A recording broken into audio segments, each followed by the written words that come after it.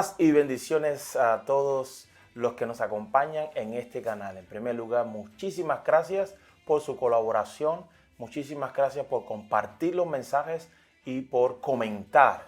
Ahí pues nos gustaría un poco más sus comentarios, sus opiniones, porque nos ayudaría también a nosotros a mejorar la calidad de lo que estamos compartiendo acá con ustedes.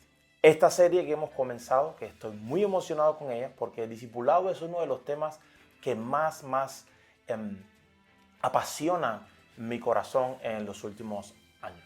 En el capítulo introductorio estuvimos comentando de que no existe ninguna definición bíblica literal que diga cómo es un cristiano.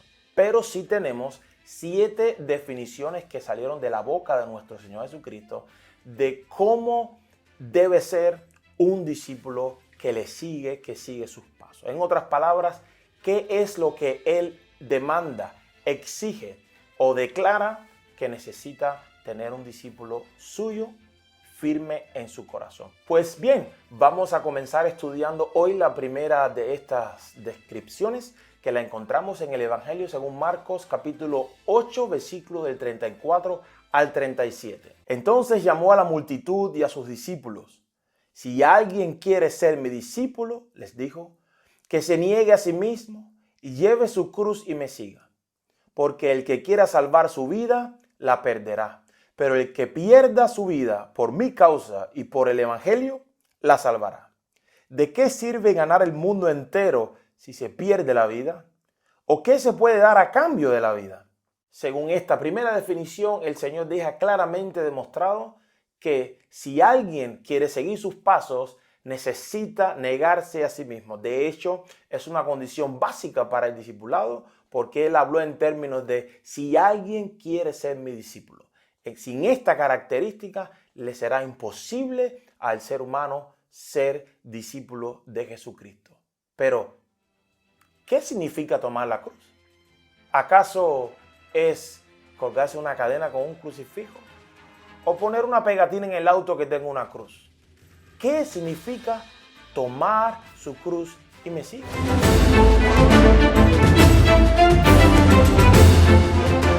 ¿Qué significa o implica tomar su cruz? El mismo contexto nos dice que está relacionado con el concepto de negarse a sí mismo. Si alguien quiere ser mi discípulo, tome su cruz, niéguese a sí mismo. En la Escritura encontramos al menos 3 ejemplos de lo que en el tiempo de la venida de nuestro Mesías significaba para el oyente el tomar su cruz. En primer lugar, tomar su cruz era una señal evidente de que se iba de camino a la muerte. Ahí leemos en el Evangelio según Juan capítulo 19, versículos 17 y 18, el ejemplo de nuestro mismo Señor. Jesús salió cargando su propia cruz hacia el lugar de la calavera, que en arameo se llama Gólgata.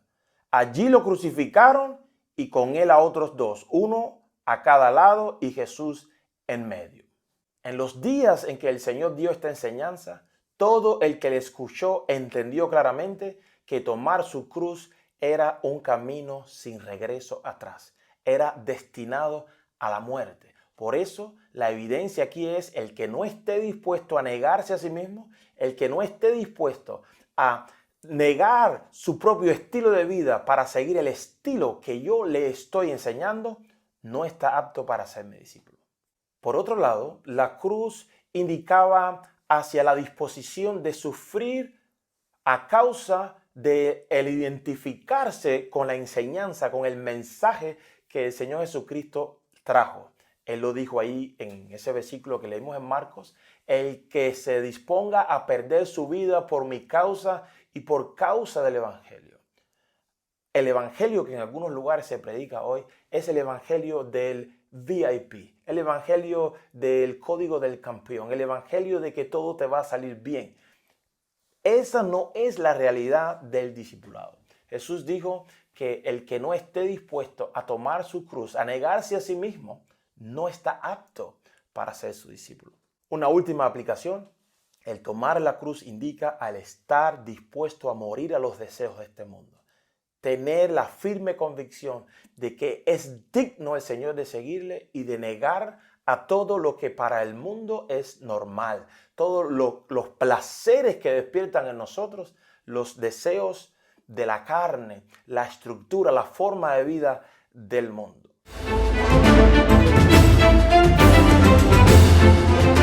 Escribiéndole a los romanos, Pablo en el capítulo 6, a partir del versículo 8, les escribió a los hermanos: ahora bien, si hemos muerto con Cristo, confiamos que también viviremos con Él, pues sabemos que Cristo, por haber sido levantado de entre los muertos, ya no puede volver a morir. La muerte ya no tiene dominio sobre Él. En cuanto a su muerte, murió al pecado una vez y para siempre. En cuanto a su vida, vive para Dios. De la misma manera, también ustedes considérense muertos al pecado, pero vivos para Dios en Cristo Jesús. Por lo tanto, no permitan ustedes que el pecado reine en su cuerpo mortal, ni obedezcan a sus malos deseos. No ofrezcan los miembros de su cuerpo al pecado como instrumentos de injusticia.